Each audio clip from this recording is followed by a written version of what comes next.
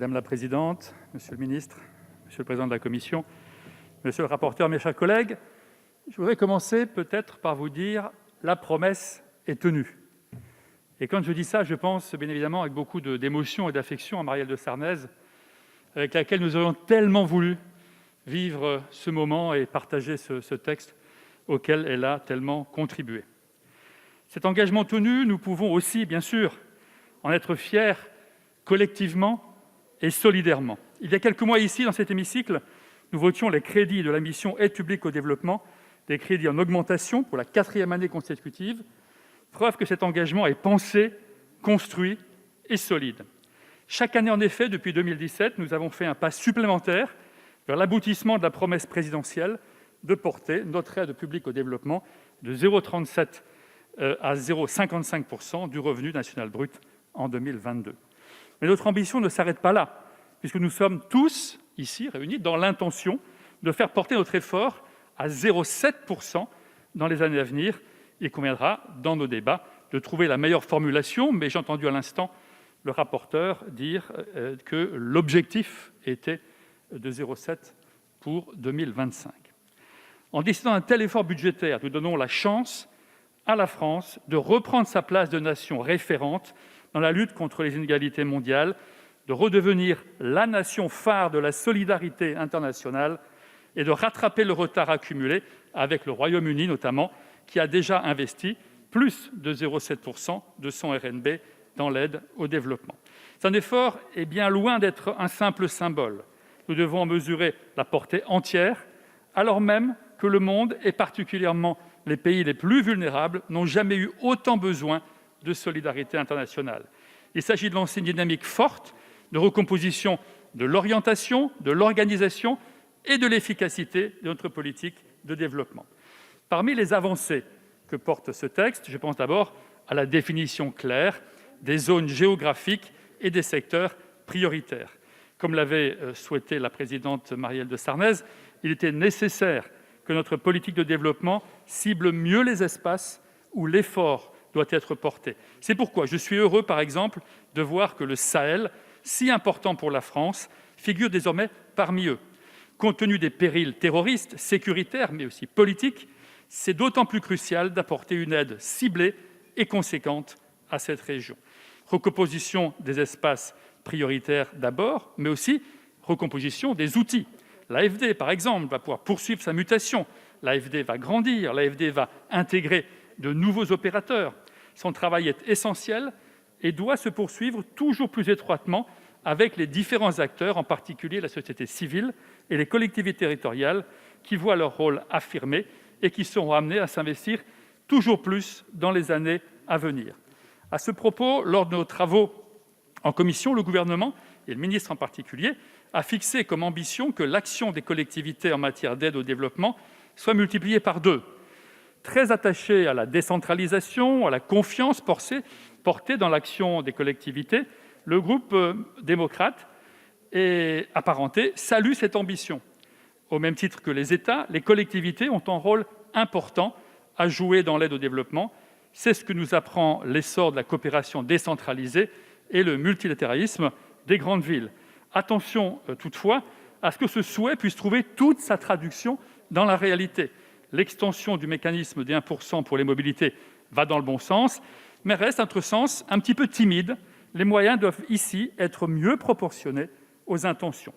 Le troisième point qui était attendu est le contrôle et l'évaluation des nouvelles politiques de développement. Ce sera désormais le cas avec la création d'une commission indépendante d'évaluation de l'impact et de l'aide au développement. Il est notable de faire le constat que ce contrôle sera aussi effectué par les parlementaires, puisque désormais notre Parlement sera amené à débattre de cette politique sur les bases d'un rapport détaillé fourni par le gouvernement.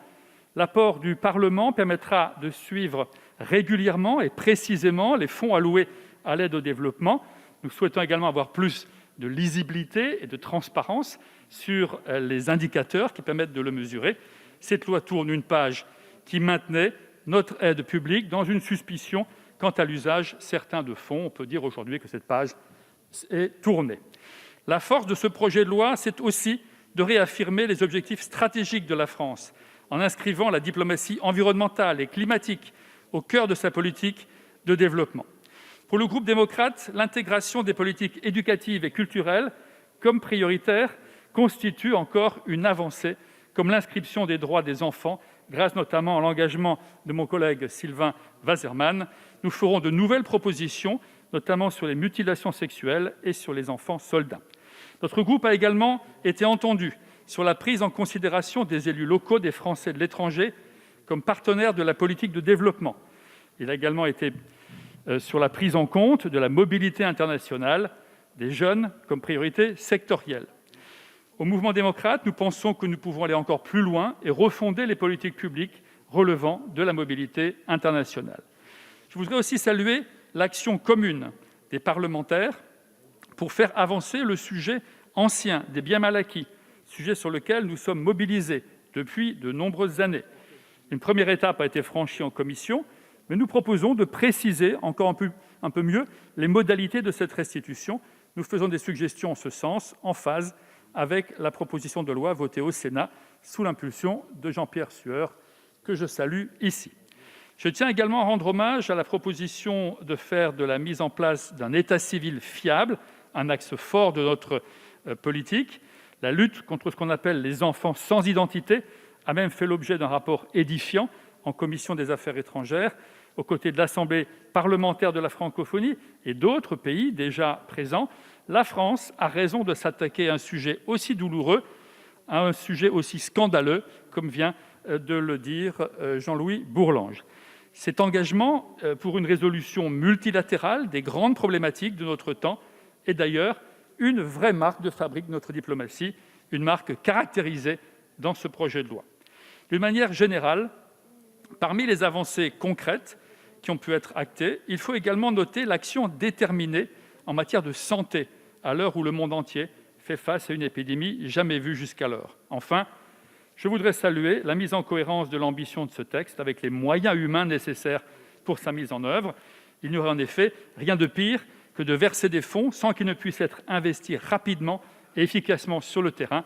Et je sais que c'est une préoccupation du ministre, qui l'a rappelé à cette tribune il y a quelques instants, mais aussi un engagement financier, budgétaire, auquel il a permis de se concrétiser.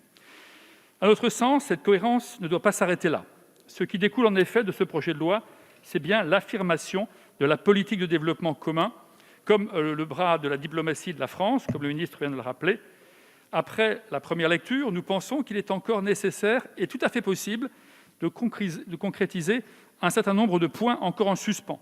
Nous pensons par exemple nécessaire que le Parlement puisse mener une réflexion sur la cohérence des aides de l'action publique, que ces aides accordées aux États, et la prise de position de notre propre diplomatie s'agissant de ces mêmes États. Je pense notamment à la promotion de la démocratie et à l'État de droit. Nous pensons également nécessaire de renforcer l'outil que représentent les programmes de mobilité, notamment en créant une agence dédiée. Beaucoup de voix se sont exprimées en ce sens. Je crois que nous aurions tout intérêt à investir totalement ce champ.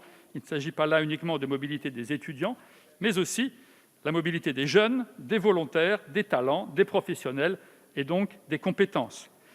Favoriser et organiser les mobilités, c'est faire reculer les inégalités mondiales.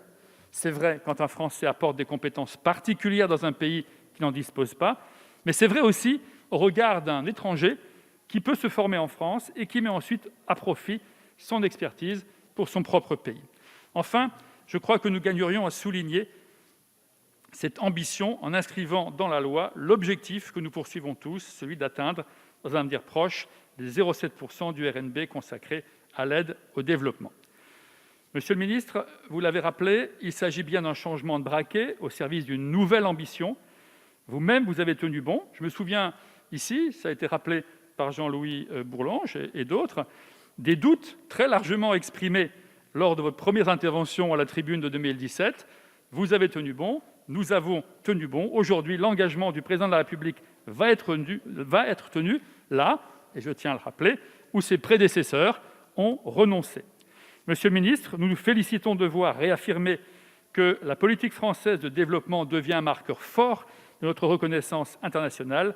Monsieur le ministre, soyons aussi fiers de revendiquer publiquement que dans un monde de plus en plus injuste, la France a compris et affirme publiquement que l'aide des plus faibles réclame les moyens des plus forts.